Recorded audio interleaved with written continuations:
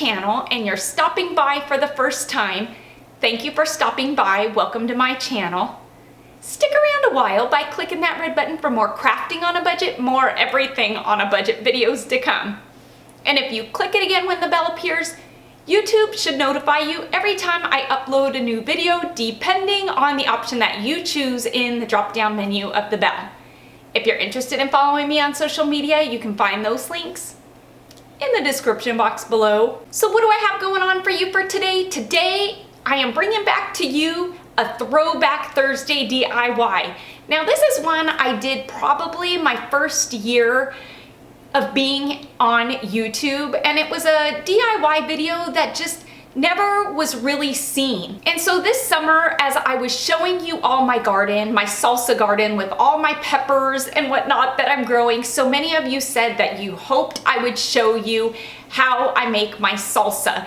And so I thought that since it was Thursday, this was a good excuse to do a Throwback Thursday and bring to you my homemade salsa recipe. Now this is a recipe that I have been doing for years and years, and it is so delicious. This is one that I've kind of put my own spin and twist on, and it's one that we absolutely love. So let's not waste any more time. Let's jump into it and let me show you how I make a homemade salsa using the peppers and tomatoes that have been grown right there in my backyard. Alrighty, so for this salsa, I went with 9 Anaheim peppers, 6 serrano peppers, 4 jalapenos, a bunch of my homegrown tomatoes, and it looks like 9 yellow peppers. I'll also be using 2 yellow or brown onions, 2 bunches of green onions. I've got a couple bunches of cilantro here, some garlic, and I will be using 2 cans of fire roasted tomatoes along with 2 cans of tomato sauce.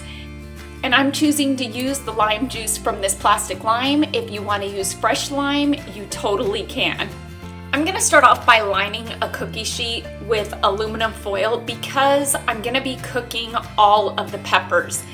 There are several different ways to cook your peppers. You can do them on the stove top, on a flat griddle if you wanted to. I find that it's just a bit easier and faster to place all of my peppers on the cookie sheet and place them in the oven at about 350. And I do this for about, I would say, a half an hour. I really kind of just look at the coloring. Once your peppers look like this, they are done and ready for the next step. I'll be using just a regular dish towel for this next step. I'm gonna make it nice and damp, nothing that's dripping, but damp. Then I'm gonna take my peppers while they're hot straight out of the oven, and I'm gonna place them inside my wet towel because we're gonna steam them. And so just by putting them in the towel and folding the towel over them, this is gonna allow them to steam and for the skin that's on the outside of the peppers to separate from the inside of the peppers, which is the meat. And I'm gonna let it set for about 30 minutes.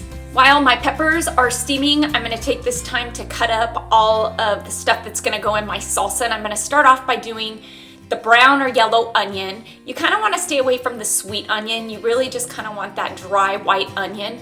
And so all of these are to taste. I like a very chunky salsa, and so I put quite a bit, and I'm making a pretty big batch because my neighbor loves it when I make salsa. And so really just adding the onions, the cilantro, and the tomato is to your liking. Once you've got all your veggies cut up, your peppers should be done. They should be steamed. You really don't need to go much longer than a half an hour. Now, when working with peppers, I like to use gloves, and I have these gloves that are special just for peeling peppers because when you peel them, my fingers are hypersensitive to the peppers and my fingers start to burn the skin. And so I like to wear gloves when doing this part, and you're just gonna take each of your peppers and you're gonna see here that you can very easily peel the skin off. If some of it gets left behind, it's okay. If you wanna leave the seeds, you can. The seeds carry a lot of heat. We like a hot salsa, so I'm gonna leave it. If you want your salsa to be a bit more mild, you wanna remove all the seeds, and you're gonna do that to all of your peppers. Once you've got all your peppers peeled, you're gonna go ahead and stick them in a blender, and I'm gonna add about 2 cups of water. Again, this is to preference. Do you want your salsa to be runnier or thicker? here is the consistency that I like my salsa to be. Once I've blended it up, I've got myself a nice big bowl. All that's left to do is just kind of add all of the ingredients. Now, again, tomatoes. I like to add fresh tomatoes and canned tomatoes. That is to your liking as well. If you don't like a tomatoey salsa, then don't add it. I'm gonna add 2 because I really like the fire roasted tomatoes and it's gonna give me more of a red sauce. I'm gonna go ahead and add all of my onions, green onions and tomatoes, and I'm also going to add garlic. Now, I don't have a minced garlic on hand, I just had a paste. If you wanna use fresh garlic, you can. It really doesn't matter, you're just going for the taste. I'm also gonna add that lime like you just saw me do and a bit of salt to taste. And lastly, I'm gonna add my cilantro. Earlier, you saw me adding the tomato sauce. The tomato sauce itself really is going to make your salsa more mild. So if you're using a lot of serrano peppers or jalapeno peppers, you're gonna wanna add more tomato sauce if it's too hot and too spicy. And so I like to taste mine as I go to see what I need to add and what I don't, but for the most part, this is it. This is my salsa and it looks amazing, it's easy, and it tastes great.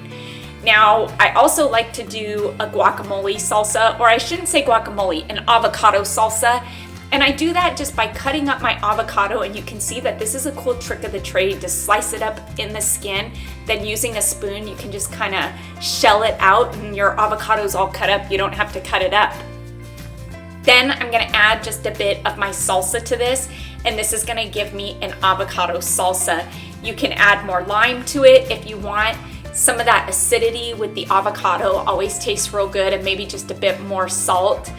And now you've got an amazing avocado salsa that tastes amazing too and is so yummy to add to your tacos. And this here is my homemade salsa that I like to make with all my fresh vegetables from my garden each summer. It's really easy to do, it's fun to do, and I tell you, making a homemade salsa with your fresh peppers, there's nothing better. I am a day late, but make sure you head on over to Kayla's channel where she is launching her new series of I Try Your Hobbies, and it is exactly that. And this week, she is trying clay art. Link to her video you can find in the description box below. This salsa is amazing, and I tell you, every time I make it, it never fails. I make sure that I make carne asada one night with these potatoes and corn and crema that are just absolutely amazing, and I love to put my homemade salsa on it. And I always make sure to make homemade ground beef tacos because this salsa tastes amazing in them. Not to mention some chips to go along with that guacamole salsa dip. It is amazing. I hope you all enjoyed my homemade salsa recipe on this Throwback Thursday. Please make sure to give this video a big thumbs up, and let's get this video to, you guessed it, 5,000 likes, because like I always say, each and every one of your thumbs up and those comments that you do leave down below, they really do help my channel to grow, and it helps YouTube to notice me just a bit more. Until next time, everybody, I hope you have a fantastic day. Happy everything on a budget, and bye for now, everybody.